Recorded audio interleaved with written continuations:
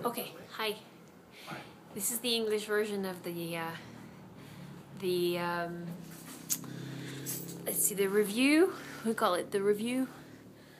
The sum up. I'm sitting next to a lady. Woo! Where's her face? You think she looks like the owner, right? Come on. So we were asking each other if we had to pick the top 3 things that we liked the most, or that was the most memorable, I guess. So out of everything, we actually both sort of picked the same things and just in different order. But my number one, if I had to redo something, or the most memorable thing, I guess, was the jungle adventure, the tour. Because of the amount of new stuff that was discovered, and tasting all the different fruits, and what was crazy about it is that, I mean, I kind of like to think of myself as somebody that knows about stuff. But no, my dad just found a knife in his pocket. Can't bring that in a plane. So I like to think of myself that I know some stuff about life, but it's sort of like we're so detached from our environment that it's like, you know the stuff here, but you have no idea what the basics are. As silly as it may sound, like just the fact that, I mean, I knew that cinnamon came from a tree, but not quite, or that those type of discoveries are like, I knew that chocolate was like not really what it looks like when it's like a Snickers. But to see it as a fruit that has like that was just very, very eye-opening on many levels. So that whole experience because it was not only to discover new things, but really sort of get a taste of the culture and the mentality, and as well as sort of a wake-up call, which spoke very closely to my nerdy biology thing. But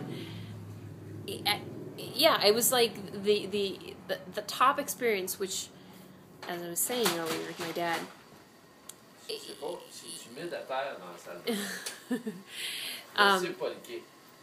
like you're sort of I mean, again, right, that's all like obvious in a way, but just to be like facing it and be reminded how like every single thing, like all the interrelations between every single species, like however many thousands and millions of that there are, like how every single things that exist has a specific purpose, and to see how, you know, the way like we think we're so cool and so savvy and so great and so amazing, blah, blah, blah.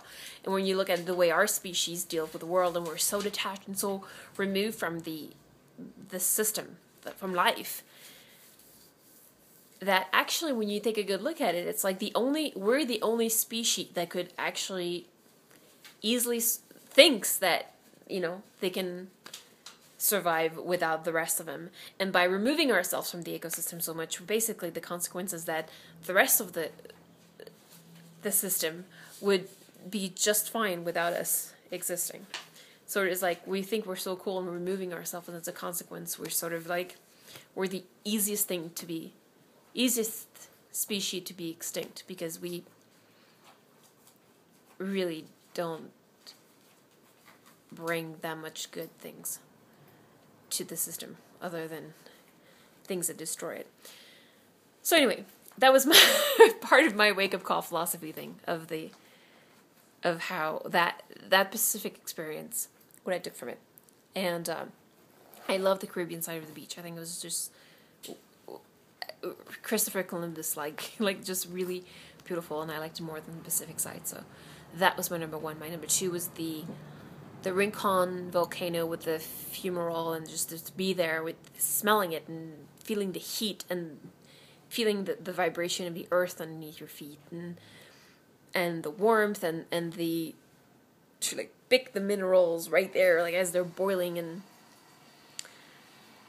it was just an experience that you didn't really think of ever experiencing. So that would be my number 2, and then the number 3 would be the caves which was also way better than we expected, and that had nothing to do with the advertising on the flyer. It was way more challenging, and not only like cool to see, but like the self-challenge of like, you know, the idea of like, of course I'm going to go through a cave and climb through all this stuff, and to actually be like, yeah, of course I don't mind climbing through a tiny little birth like birth-size hole with a tarantula an inch from my forehead. So that was like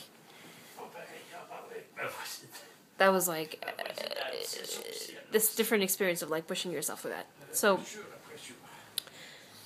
that would be like the 3 pillar experiences, but the whole thing was just amazing and way more adventurous and cool and great that I thought they would be. And then we ask ourselves, what was the number 1 animal that you preferred, that you're like more surprised to see, or like that it wasn't what you expected? And I really liked the toucan and the beaks that looked like they were painted, that we saw on the first day in La Paz. I think that was the most cool to see up close somehow. The monkeys were really cool. The ants were actually they earned a lot of my respect and interest and respect for their whole civilization way. But yeah, the toucan was pretty cool.